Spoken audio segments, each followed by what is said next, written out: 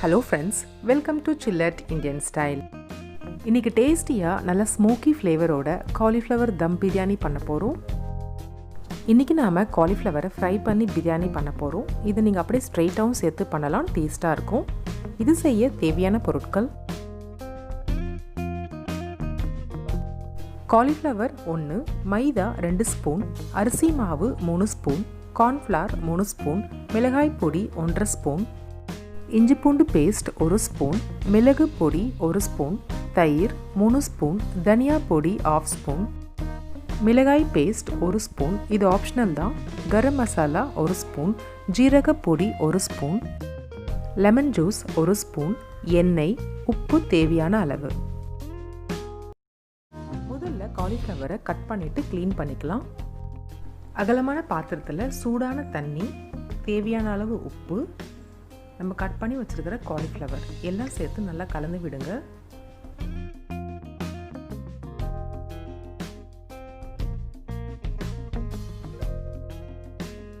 நல்லா அலசினதுக்கு அப்புறம் தண்ணியை ஃபில்டர் பண்ணிட்டு நார்மலான தண்ணியில் வாஷ் பண்ணி எடுத்துக்கோங்க.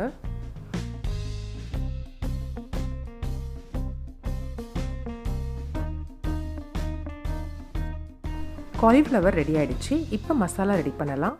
மிக்சிங் பவுலில் மைதா, கார்ன்ஃப்ளவர், அரிசி மாவு, உப்பு, மிளகாய் பொடி, கரம் மசாலா, மிளகு பொடி,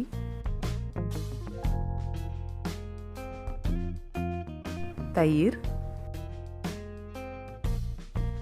ரெட் சில்லி பேஸ்ட், இஞ்சி பூண்டு பேஸ்ட், எண்ணெய், தனியா பொடி, ஜீரக பொடி, கொஞ்சம் கொஞ்சமாக தண்ணி சேர்த்து நல்லா மிக்ஸ் பண்ணுங்க.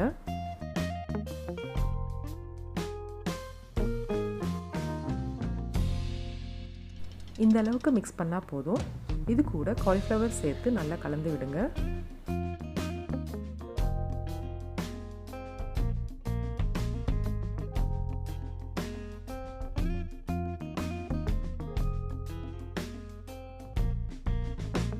கடைசியாக 1 ஸ்பூன் லெமன் ஜூஸ் சேர்த்துக்கலாம். மூடி வச்சு 20லேருந்து 30 நிமிஷம் வரைக்கும் ஊற விடுங்க. 30 நிமிஷத்துக்கு அப்புறம் காலிஃப்ளவர் மசாலாவில் நல்லா ஊறிருக்கும். இப்போ ஃப்ரை பண்ணலாம். எண்ணெய் நல்லா சூடானதும் காலிஃப்ளவரை சேர்த்து மீடியம் ஃப்ளேமில் வச்சு ஃப்ரை பண்ணுங்க.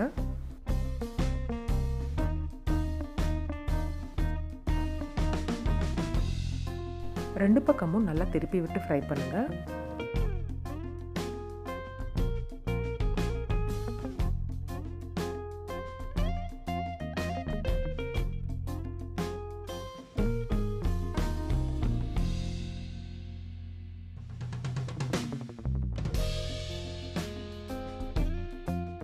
நல்லா கிறிஸ்பியாக ஃப்ரை ஆகியிருக்கு. எண்ணெயிலேருந்து வெளியே எடுத்துடலாம்.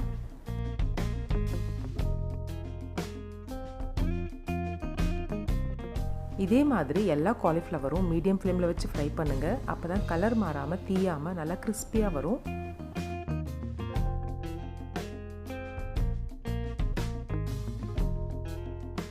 காலிஃப்ளவர் சூப்பராக ரெடி ஆயிடுச்சு.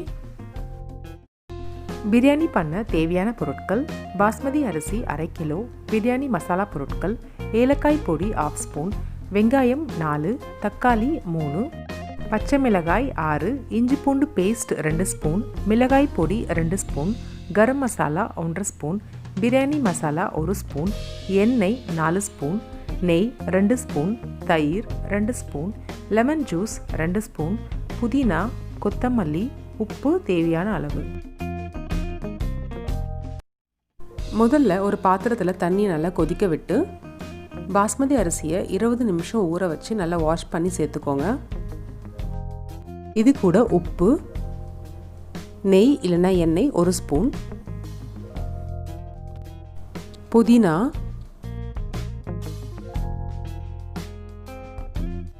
கொத்தமல்லி, பச்சை மிளகாய், பிரியாணி இலை, மிளகு,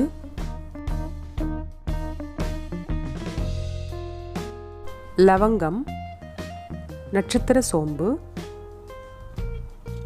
சோம்பு, பட்டை எல்லாம் சேர்த்து லைட்டாக மிக்ஸ் பண்ணி விடுங்க. மூடி வச்சு வேக விடுங்க.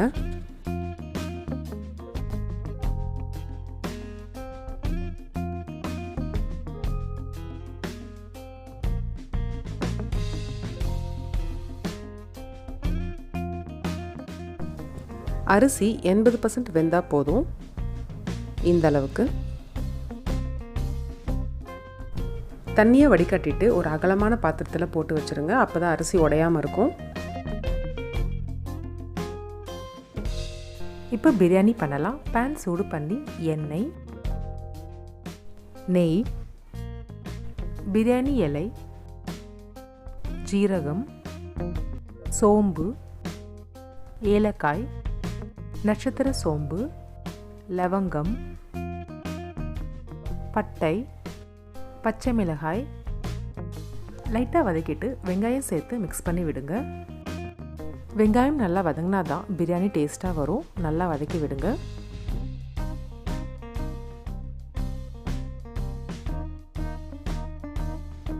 நல்லா வதங்கி இருக்கு. இஞ்சி பூண்டு பேஸ்ட் சேர்த்துக்கலாம்.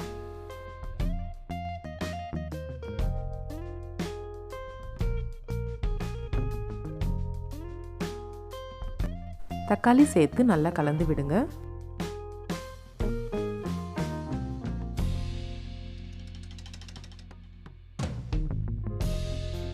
மஞ்சள் பொடி, கரம் மசாலா, பிரியாணி மசாலா, உப்பு, மிளகாய் பொடி எல்லாம் சேர்த்து நல்லா கலந்து விடுங்க.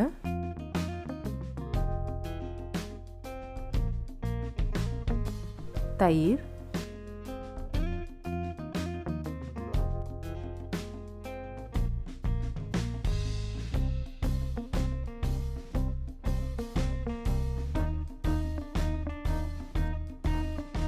புதினா,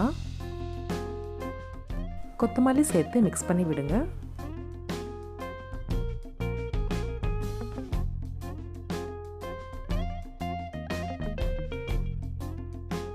½ ஸ்பூன் சர்க்கரை சேர்த்து கலந்து விடுங்க.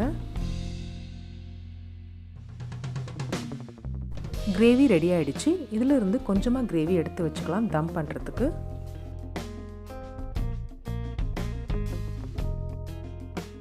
அவ்வளோதான். இப்போ தம் பண்ணலாம். நம்ம வேக வச்ச பாஸ்மதி அரிசி,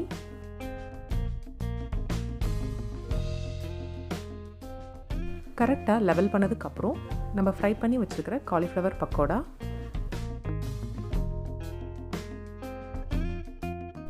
அடுத்து நம்ம எடுத்து வச்சுருக்கிற பிரியாணி மசாலா, கடைசியாக கொஞ்சமாக புதினாவும் கொத்தமல்லியும் சேர்த்துக்கலாம். இதே மாதிரி அடுத்த லேயர் பண்ணலாம். லெவல் பண்ணதுக்கப்புறம் ஃபுட் கலர் சேர்க்க போகிறோம். உங்களுக்கு கலர் வேணும்னா சேர்த்துக்கலாம். இது ஆப்ஷனல் தான். 1 ஸ்பூன் எண்ணெய், காலிஃப்ளவர் பக்கோடா,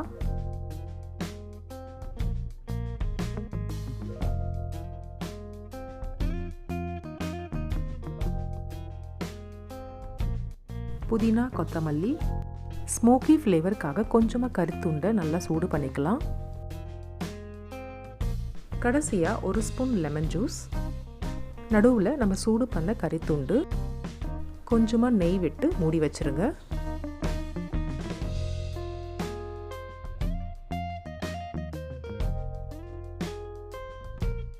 டைட்டாக மூடி வச்சு 20 நிமிஷம் லோ ஃப்ளேமில் தம் பண்ணுங்கள்.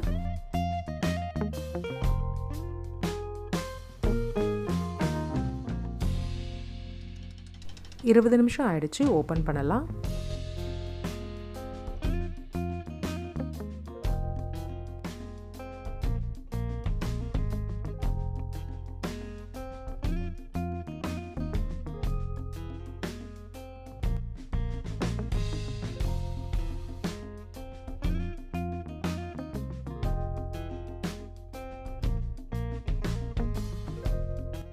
அவ்வளோதான். டேஸ்டியாக நல்ல ஸ்மோக்கியான காலிஃப்ளவர் தம் பிரியாணி ரெடி ஆகிடுச்சு. சூடாக சர்வ் பண்ணுங்கள்.